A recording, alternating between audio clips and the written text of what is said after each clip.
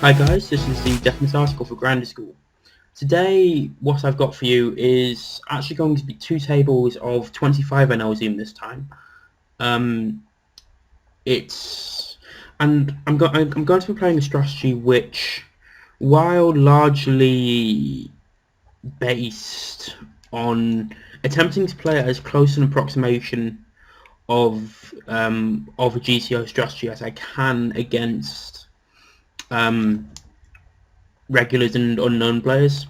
It's also going to be one which will incorporate hyper-exploitative strategies against fish, and I feel that at 25 NL certainly we're going to be able to play a hyper-exploitative strategy against fish without any of the regulars really adjusting, both because they won't be very good at exploiting people, but also secondly because I don't play this limit regularly, so they won't build up a database. They won't know anything about me. So without further ado, I will get on with the video, and we're going to be, as usual, tagging people pretty aggressively in order to make early adjustments. I think while I think a depolarized small blind 3-bet range is likely not going to form part of a GTO strategy, simply because it's so unlikely that there is. I'm sorry, that's my phone. That there is no single way in which we can improve from it on it. I think it's sufficient to be our best approximation, and so what we're going to do is actually use a depolarized small blind 3-bet strategy. Because we won't be able to get a better idea of what a GTO strategy will look like, we're going to use a bet check bet line here. I think this is a board on which we want a medium c-bet frequency, but also hands like pocket tens do need a decent amount of protection. I expect him to bet nearly all queen x on a turn when we get to the river. So when we get to the river, that means he has an overwhelming amount of hands like nines and eights, and possibly a 7 in his range, which will call. Obviously we can't really call the river, especially considering we're probably going to end up checking a lot of overpairs on the turn. So aces through jacks will also have in our range. We are going to 4-bet call ace king. That seems pretty standard. With a fish in the blinds, we're going to 3x our opening range. Ruzik is playing 4 tables, so we're going to assume that he's decently okay, and we're going to have a very low c-betting frequency on this board, because it's a board which definitely favours a 3-bet caller's range, because they can often have suited connects, etc. in their range on the flop. Which obviously flop a pair very often, sometimes 2 pairs, and very often decent draws, etc. as well. On a turn, I think this is probably too high in our range to fold. We aren't going to be checking pairs twice very often, though the fact that he bets half pots, it's not great for us. I do think we have some pairs in our range, so we probably have like ace-3 suited, maybe some suited connects ourselves, which flops a pair and decided to check twice. So for that reason, I don't think it's really going to be necessary for us to call the river, especially without any diamond blockers.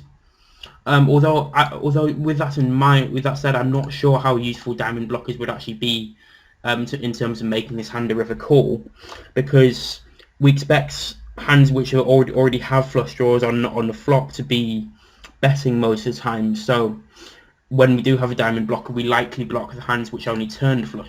We likely block the hands which only turned flush draws.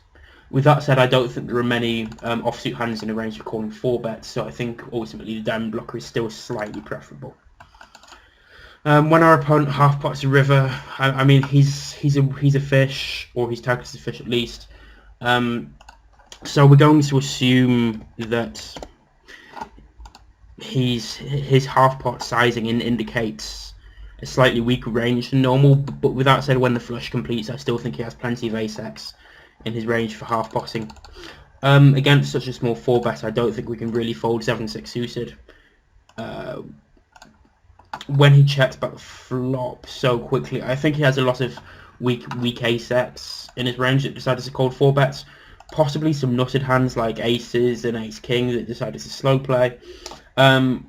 Also maybe some hands like pocket queens and pocket jacks, but ultimately I think this board hits his four bet range pre-flop really hard.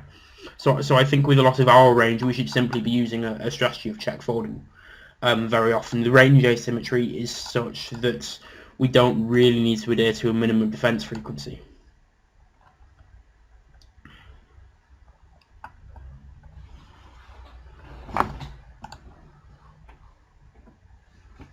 I did mention that we were going to be trying to play as close to a GTO strategy as possible, so I think that's open on the left table with 8-6 off was probably a mistake. The reason being that, well, simply I think it's just too loose. There's a fish in the big blind here, so we're going to open wider. Same here on the left. Both these would be outside my normal cut-off opening range. I do think that we're going to want to have some hands in our flop checking range here, some 10x. So we're not always folding when we do check, but I don't think that 10-9 is such a good candidate because it's more vulnerable to our opponent's folding range than hands like ace 10 and or king 10. Simply because with ace 10 and king 10, if your opponent was going to fold ace high, then obviously we not only do we block their out, but also that we mean they're not really outs. Turn is a very clear check call, and I think this is a river where we want to donk really small with most of our range, because it's certainly a river which is much better for our range than for theirs. That's tough. Because he snap raises, I think this becomes a fold. I don't think he's really going to be doing this. I mean, this is exploitatively speaking now. I don't think he's going to be doing this with hands like king 10 or eat or bluff so as quickly as he did. Which obviously folding a hand that strong is unfortunate, but considering it's a pot size raise as well, we don't need to defend that often. So I think it's probably fine just to fold there. Normally we'd open this with a fish in a small blind, but because the fish only has a 25 big blind stack, we're just going to fold. Yeah, we're playing HUDless, so we're not influenced by stats and reads to deviate from a relatively balanced strategy. I don't think we want to be value betting this turn. We definitely have a lot of ace-x that we check back with flop. On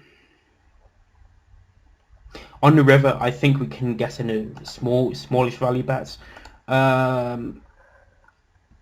We don't actually have that many bluffs here, so I think slightly over half pot is going to be better than a larger sizing, because we don't really open hands like 7-6 suited and under the gun, and most of our other non-pair hands made a pair by the river.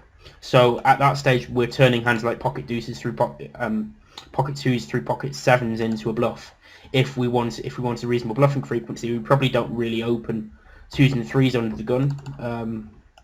We're defending this because we've got our opponent tagged as a fish, and we're not really going to think about checking this, and we're going to use the larger sizing because we've got our opponent tagged as a fish. Yeah, so we don't open hands like pocket 2s and pocket 3s under the gun. Just going to get in a small value bet here. So we're actually really struggling for bluff combos there. Even though a half pot sizing means that we want to only be bluffing about 25% of the time. We're just going to assume that when a fish raises a river pretty big, they just have the nuts.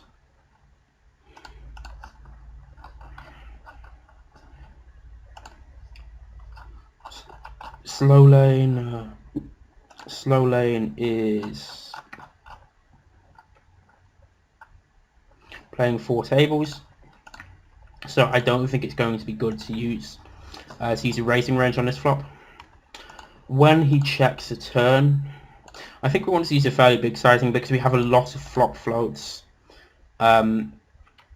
And also the fact that we're betting at all makes our range fairly polarized because we're free betting ace king through ace jack pre, and he can be expected to check the turn a lot with even relatively strong ace x. Again, we're just going to use a bigger sizing against fish. I'm just going to quickly check. He's playing 2 tables, and we're going to call. Yeah, so I think there's a decent chance that he's a weaker player. I think 2 tables is in a region where we don't really know. So we are going to bet the flop and bet reasonably big. When he check-min raises flop, then snap checks a turn. I don't think he has a hugely strong range here. I'm not sure we have 50% equity against his range, but we certainly have the 25% we need to call here. Okay, so he's check raising middle pair. The turn is just a very clear check with kings here. Mid pair. Kings is actually a really tough spot on the river. We definitely can't have a raising range here because we're so capped. It's tough to see many hands that he value bets, to be honest, or that he bluffs with.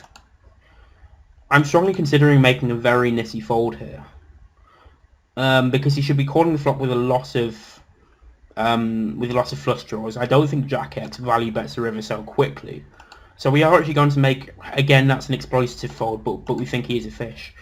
And that's probably, I think that makes it a mistake, actually, because I think a fish will overvalue Jack X there. So I think that should have been a call rather than a fold. So I think that's a pretty big mistake on my part. Oh, the curses of having a small time bank because you're trying to get through explaining everything. I'm actually going to replenish my time bank. If you don't know, in Zoom games, when you have a less than full time bank, that is less than 30 seconds. If you close the table then reopen it, you get the full 30-second time bank back. Against a small donk here, I think Queen Jack is a call, but it's probably close to the bottom of my flop calling range. He definitely has a fair few ace-x for donking that sizing as a fish. He might have some random trash, but that's pretty much all he beats. And we're just going to try and check to showdown.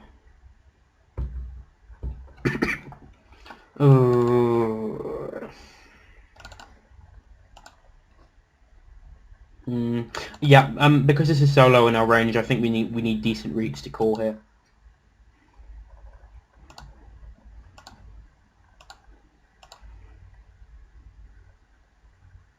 Against a squeeze and a call, I think we can peel 8 on against a squeeze. We're getting decent odds, and we have these implied odds as well. Pocket 5s, I think, would be very marginal, both to call against the open and to call the squeeze with. Because we're playing against 2 very weak ranges, I think we can bet this quite small exploitatively.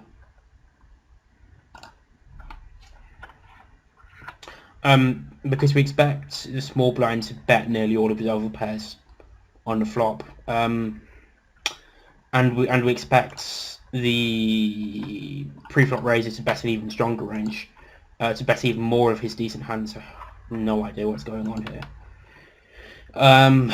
This just can't be good with any hand really, but because we're getting pretty poor odds, I think we can just about get away with folding. Okay, my read was completely wrong, but both these guys just completely butchered the hand. I should say I think the small blinds play is okay. Is okay, sort of from a balance perspective, because he probably does want to be checking some overpairs there, and aces is probably the best candidates. But I think it's both completely unnecessary at 25 and L. It's going to miss a lot of value, and also I think the pre-flop raises play is just absolutely appalling.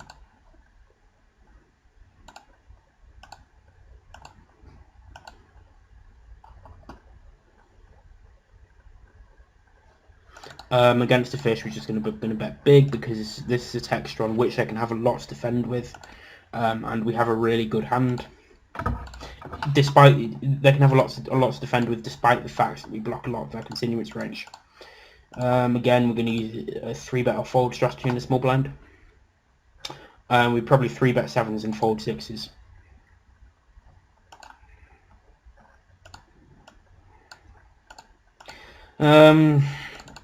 It's going to be pretty marginal either way. Getting 3-1 with decent stack odds, I think we can just about call the 4-bet. But it's certainly marginal. If I had better reads on what sort of 4-bet ranges we see in these games, I would consider folding more strongly. But I think against that size 4-bet, we just need to be defending a huge percentage for range. When he bets a turn, I think we have enough hands weaker than this in our range that we need to call, because we're not simply going to be bluffing any 2 we reach a turn with. I think he played the hand fine. He played the hand fine, by the way. We're not simply going to be bluffing the turn with any 2 we get to turn within our range. We're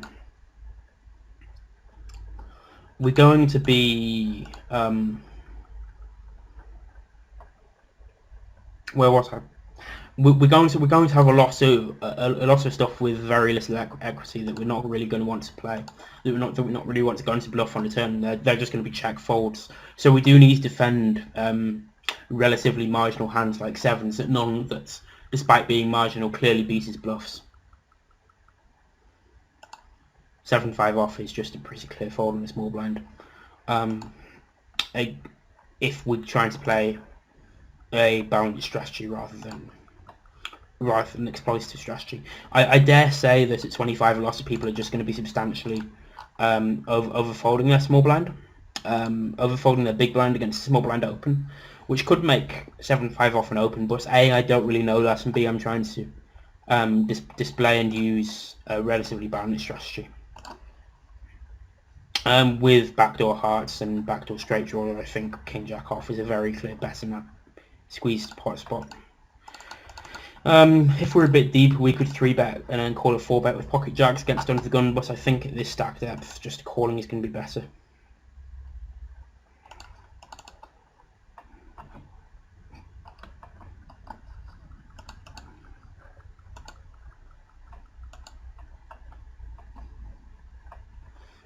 This is just a very clear call against the C-bet.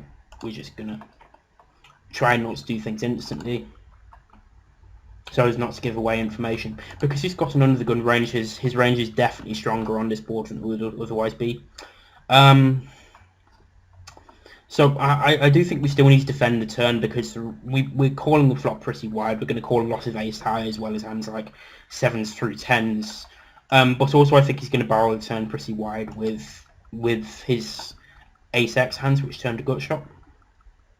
If he checks river, it's going to be interesting, and I think we should strongly consider bluffing, because this is pretty close to the bottom of our range.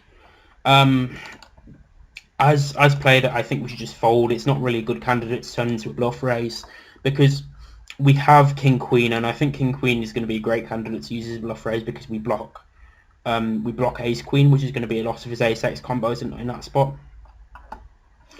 Ace-8 suited will be close against a button 4x from a 40 big blind stack. I think against a fish it's quite probable that they have sizing tells such that that's just indicates a strong enough range that we should just fold. Considering the SPR and the flop won't be great enough to really effectively use a post-flop edge. We're betting the turn here because we expect the fish to have a really weak flop check back range there. When he snap bets the river, it's quite close. I think he has a lot of 7x and jack-x here, especially 7x. But equally, I can see him checking back the flop with a lot of diamond hands, and then betting the river. Specifically on the 8 though, given it's the 8 we paired, I think the fact that it gives a lot of straight draws, pairs and straights means that it's tougher to justify a call there than it would be if we paired the queen, or I mean obviously we have a stronger hand there too, But even if we had a 10, it would complete like fewer straight draws. And then our hand isn't quite so strong relative to his range, because we don't beat a jack as we would with a queen. I'm tempted to bluff this turn, but I don't see many hands that we beat that are folding. And against a fish, we're going to try and fit in a very small value bet on this river. Don't miss these small value bets. They only come up once every couple of hundred hands. These chances to get into very thin value bets against the fish. But if we consider that they're pretty much pure value, the EV of value betting in these spots is just going to be huge. If we get in 1.5 big blinds every time, we're going to set mine against the fish because I don't expect people to squeeze often. If we win 1.5 big blinds once every 200 hands, that's a 0.75 BB increase in your win rate, which is pretty huge. This would be a very clear check against irregular because our hand's relatively invulnerable, but against the fish we're going to bet for value/protection. This is just going to be a spot against the fish where we just bet a lot.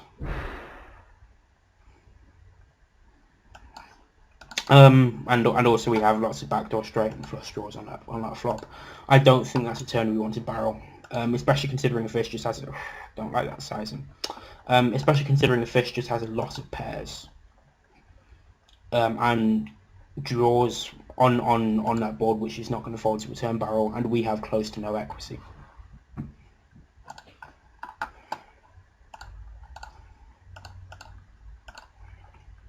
Haven't really had many opportunities to point out some super exploitative play yet, which is a bit of a pity.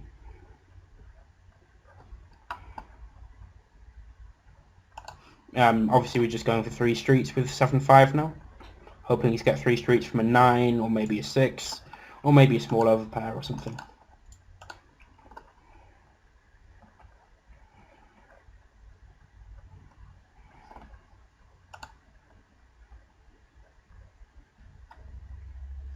Threes is going to be an open, especially with, I think this tech deal guy was really bad actually, so that's another reason, but especially with fish and on the button and in the small blind. We should probably peel this flop. We have 6 outs, and the bet size is really small. We'll just fold the turn. Ukas is playing 4 tables. We might play 6-3 suited in a big blind against a fish who had 2.5x to the cutoff, but not against a regular. Assuming someone who's playing 3 zoom table, because it's normally irregular.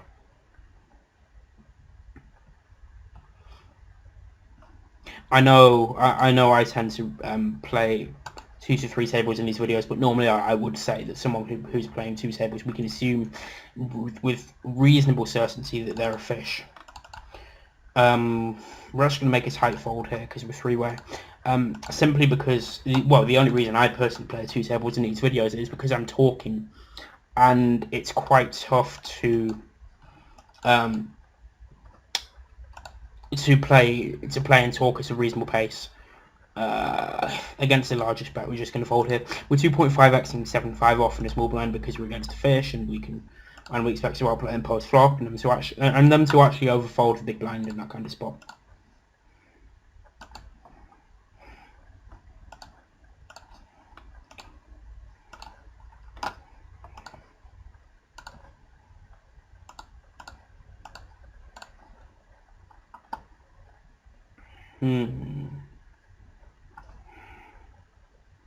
Choppy is playing 2 tables. We can't quite defend 9-2 off, unfortunately. X, RK Singh.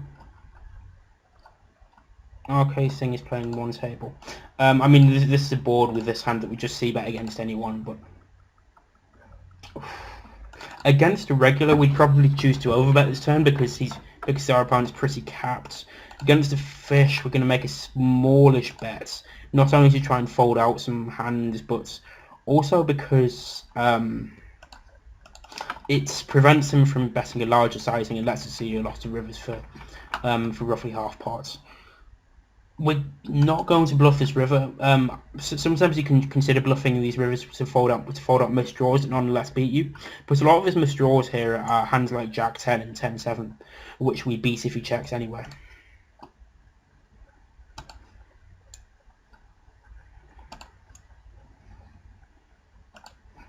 Obviously, if he's a type of fish who's always going to bluff his misdraws, then we should just be betting really small to try and prevent him from gaining that equity, because check calling is just ridiculous. Well, our hand is far too weak to check call, considering we lose to some of his misdraws or hands he might consider bluffing with for other reasons.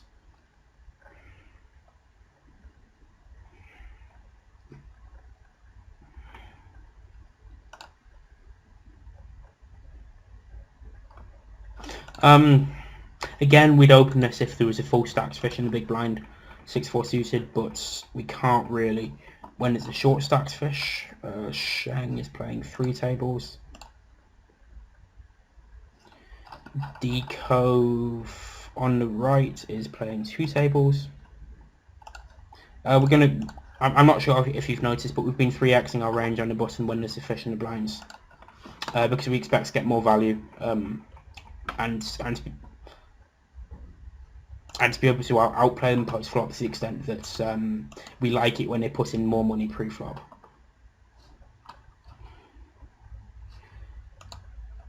Because everyone behind is either weak size or a fish, we'd be opening queen 8 off if it was folded to us.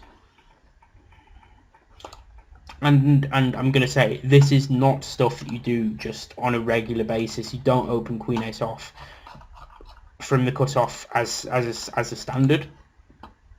We're doing it because we want to play hyper-exploitatively against the fish. Here the table's kind of weak. There are a fish in the cutoff and the small blind, and a guy I've got marked as a bad reg in the big. Unfortunately, I don't know why he's a bad reg, so I can't really call here because I don't know how I'd exploit him.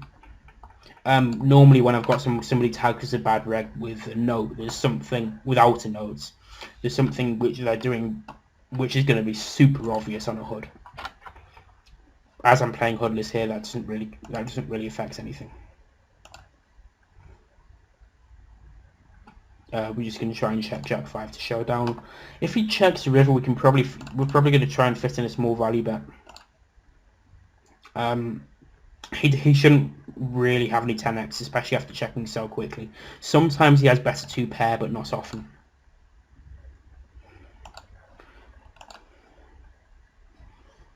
$10-9 I think is going to be too strong as bluff on this river, because we do have a lot of hands that gets this river which are just trash with checks twice.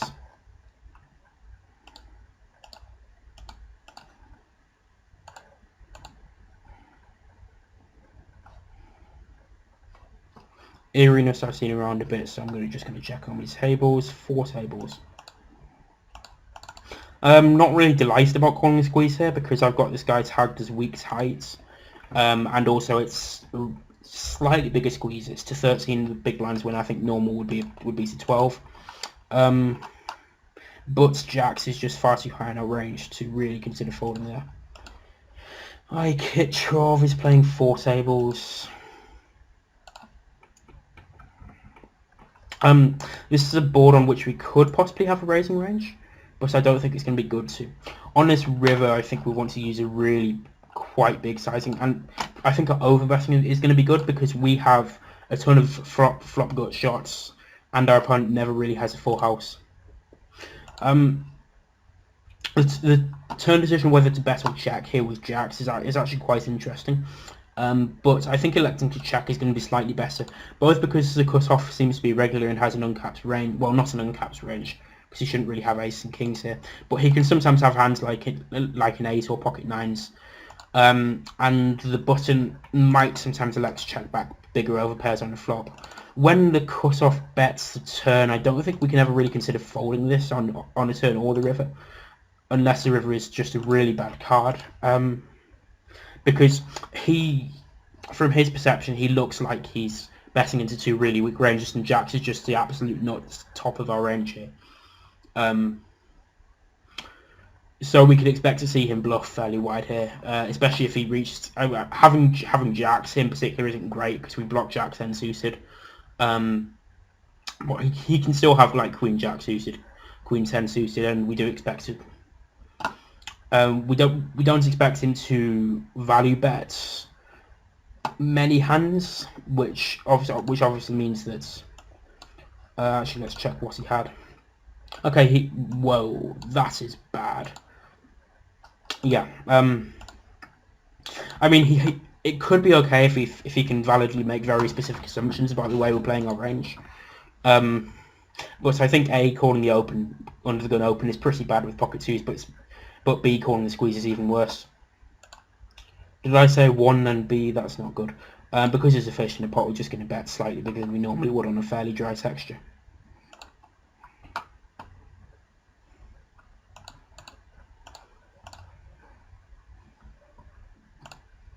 By the way, if anyone happens to be in one of these videos and I do tag them as a fish, then don't be offended. I just tag people as fish very aggressively, so I have the information very readily. That I have some vague reason to believe they're a fish. That might be the fact that they're playing one's Hable, the fact that they're they've got less than 100 big blind stack, or the fact that they're playing on a mobile or tablets.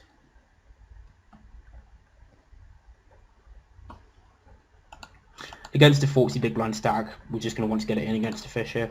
Normally, I'd recommend 3-betting smaller against shorter stacks, but I don't think the big blind's really going to be capable of adjusting, and obviously the fish isn't either.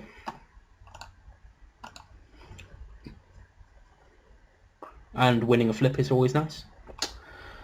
We could let's have a check raising range on this board, but I think that we do have quite a lot of hands that would want to check raise, so I'd ideally want diamonds before check raising with this hand in particular.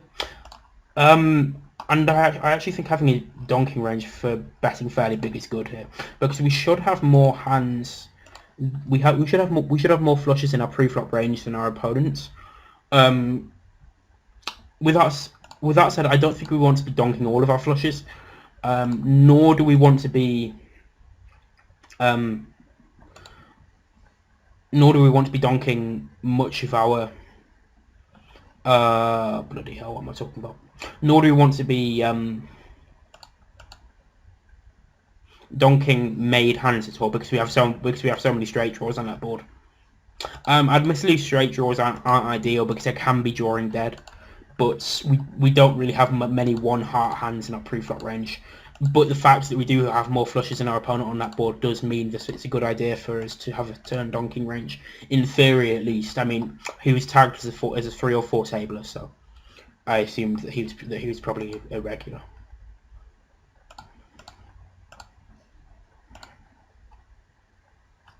Against the fish, we're just going to try and check 4s to showdown. The 9's a really good card for us, obviously. I think we can probably just about fold here, because he can have all the 10x or all the 9x pretty much, and he doesn't have that many bluffs which don't want to bet the turn. I like this guy's avatar, by the way. Dark Throne are a great band.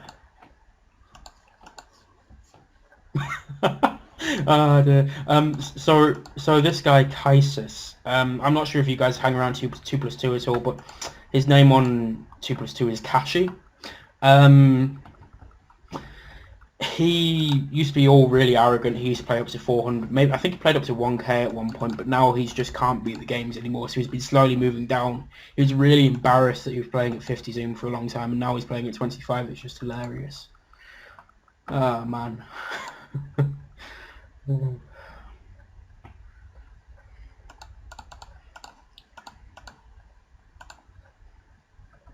If you guys come across him at all, he's just really he's very aggressive, which probably gives him a small edge, and at least a small edge in 25. But he's good at identifying relatively weak ranges and being aggressive against them. So when you have a weak range, just try and make sure that you call down reasonably often against him. Whereas, although I'm trying to play a relatively GTO based strategy here in calling down enough, in reality I don't expect that guys at 25 are bluffing many spots often enough at all. So realistically, I think you should actually be folding a lot of turns and rivers against him. I would definitely be check raising this flop when he checks back the turn. It's a turn we're going to be checking with 100% of our range, so we're going to overbet the river with a decently wide range. So because he basically never has 2-pair plus there, whereas we have a ton, which is obviously great for us and great for our range.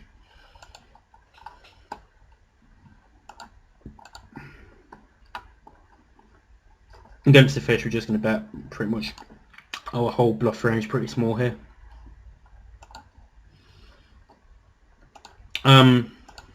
Given he snap calls, if he tanks a bit and then called, I expect king high to be ahead pretty often. But when he snap calls, I don't expect it to be ahead so often. But when we do river a 9, he can still bluff a decent amount, especially if he decides to turn ace high, etc. into a bluff. Our river pair is just too strong to fold. Yeah, precisely. He's turning ace high. Well, maybe that could be just about value bets against our range there, but I doubt he's thinking in terms of that value bet bluff taxonomy at all. Anyway, Patrick Dash is playing 4 tables. This is a board which just really favours our range. Not a huge amount actually, but okay. It's a board on which he's going to struggle to defend, so I think we do want a relatively high c-bet frequency for a relatively small sizing there. Manuel Rath, we've seen a couple of times. How many tables? He's playing 4 tables. Let's make it $2.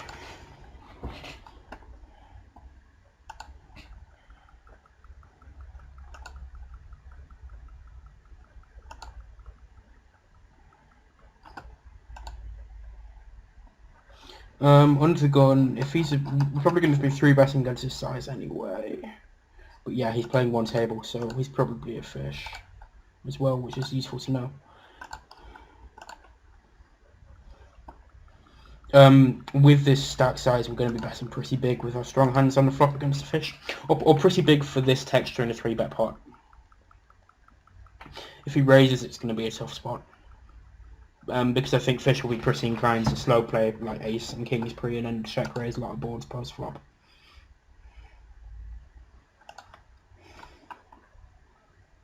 Do not like this sizing. We're going to peel once. We don't block any of his flush draws, which is pretty good for us. We might actually call rivers as well when they're blank.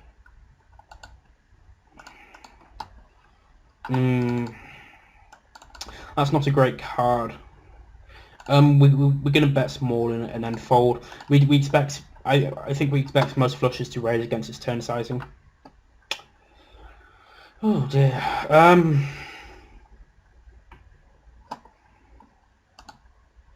I think we can probably fold here. I'm not sure. We don't.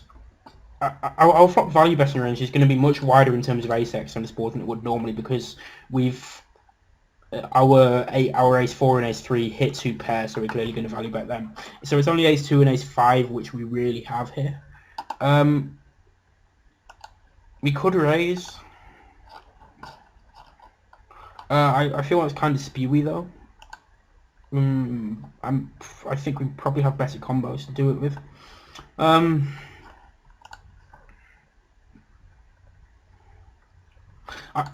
I think his range for calling 3-bets out of position and then bluffing twice is probably wide enough, given he turns a lot of flush draws to call there.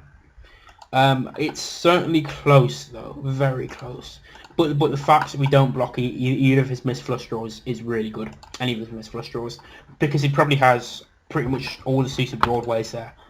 I expect ace jack to be pretty close to the bottom of his value betting range also. Which means that, considering that we're getting 3 to 1, it's probably okay to call. The one question I have about that call is whether he's going to use that half pot sizing with his bluffs. Now, because I'm trying to play a balanced strategy here rather than exploitative strategy, I tried not to take that into account. But I honestly doubt he's going to bet as small as half pot with his bluffs there, because half pot tends to look like you're crying for a call. As a guy who I've got a tag that he overfolds to steals in a big blind, but in aid of my goal, I'm just going to fold here.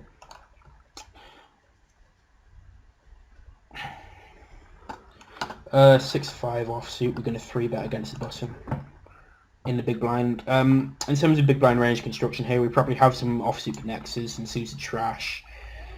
And then a reasonably wide, maybe some suited connectors to give our range more playability post-flop and sort of depolarize a little bit.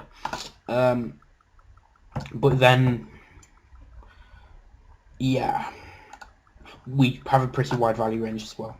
I think I checked his river too quickly. It betrays the strength of my hand. With that said, I don't think it matters too much. This guy's just pretty bad and he doesn't bluff.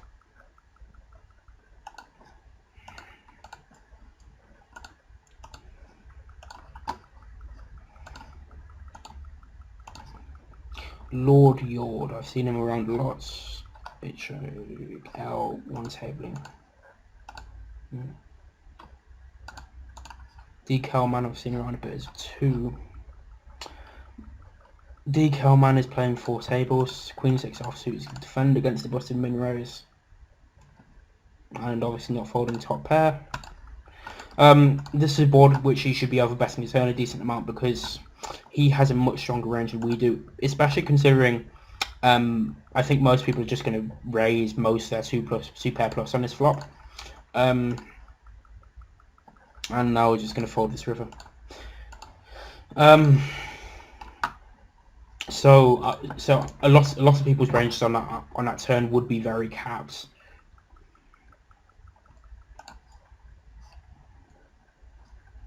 I'm just going to check fold this even against the fish. With no tagged regs at the table and 3 fish behind, including in the small blind, we're going to expand to king 10 off under the gun. And I think we can just about guess away with c-betting us against the fish. Even though it's a texture on which is going to defend pretty often, we turn loss of equity a decent amount of the time, and we have 2 overs already.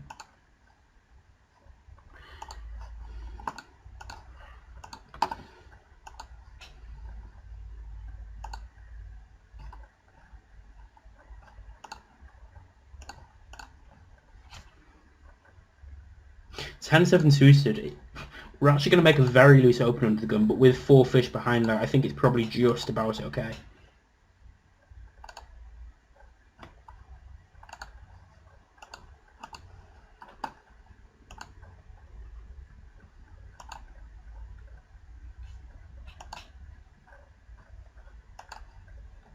Obviously not calling an open jam with 10-5 off.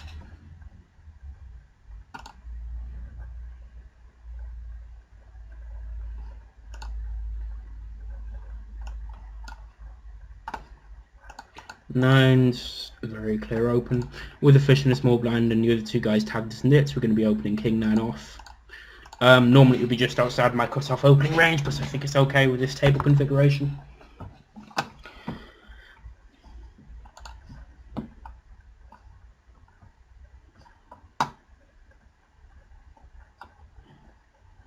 With the fish and a big blind, we're both going to open wide enough to include king 3 off and 3x our range.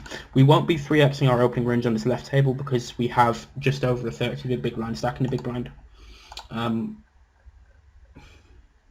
which I would call an overriding consideration. Similarly, we'd be 2.5xing against on the right table if it was folded to us. We're actually going to 3-bet Serhi 1989. We'd probably be using about half the combos of ace-jack off here. And because this is a board on which... actually, I think we're going to want to bet a lot, because a lot of our 3-bet bluffs are going to be king-queen off, which is going to want to bluff here nearly all the time. We're not going to bet the turn because we are going to have some hands which probably want to check here. And we don't really want 100% betting frequency on the flop and turn. But we're definitely calling the river when he bets. Okay, yes, queens. Top of his range, I guess. Lenya Stein. HIJKL, Lenya Stein, 4 tabling. We pretty much have to bet the flop with someone who seems weak in the pot, despite the fact that they're tagged as weak tight rather than a pure fish. On the turn, I think the fact that we have the queen of clubs significantly narrows his calling range, so we're going to want to check call rather than betting ourselves. So we are going to call here. It's an interesting river, certainly.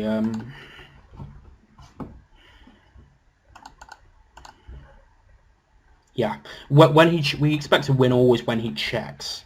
If he bets, it's quite tough because we're not sure if he's going to bet hands like Ace Jack, and he can definitely have a lot of sets and straights there.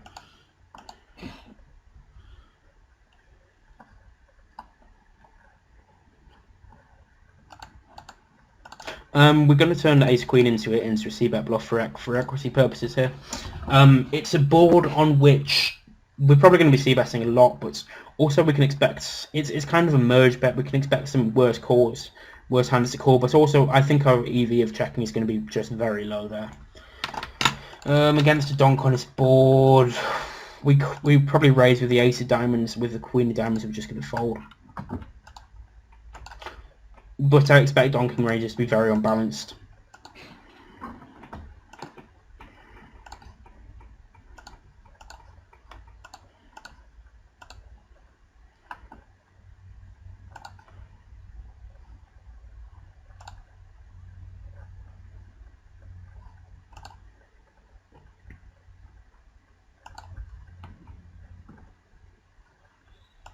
Ace 2 suited, obviously going to be an open from the cutoff. Ace 9 offsuit, it's probably going to be the bottom of my offsuit Ace X opening range in the cutoff again as a default, although we might go a bit wider considering 2 of these guys are tagged as nits. I mean, we have a decent amount of bluffs here. Well, we have a decent amount of gut shots which are going to want to bluff here, so we want to use a fairly normal sizing.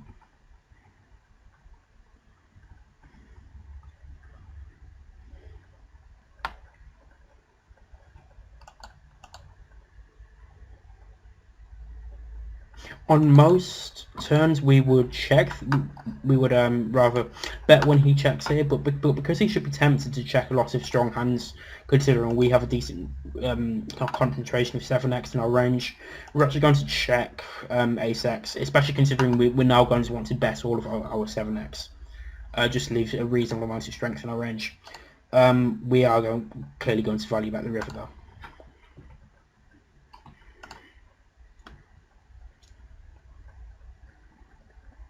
We're actually going to wrap this up fairly soon.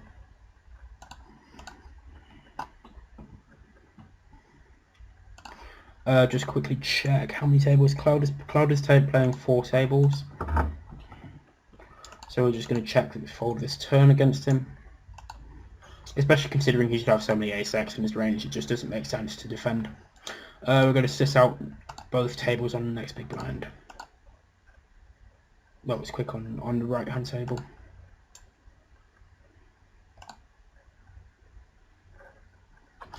Yeah, so I hope you've enjoyed this video. I do try and keep it mixed up a little bit, so that's why I've been seeing unibets, a unibet session. I also posted an 8-game video that ended up in the micro stakes videos. So if you normally only watch the full stakes cash videos on Grinder School, then I do recommend checking that one out. Admittedly, I'm far from an 8-game expert, but I think it helps with the identification of spots in which you can learn new games, and how to think about new games, because it's still just a range based thing. It's still poker. Anyway, thanks guys. I've been a Definite Article for Grinder School. I hope you've enjoyed this, and goodbye.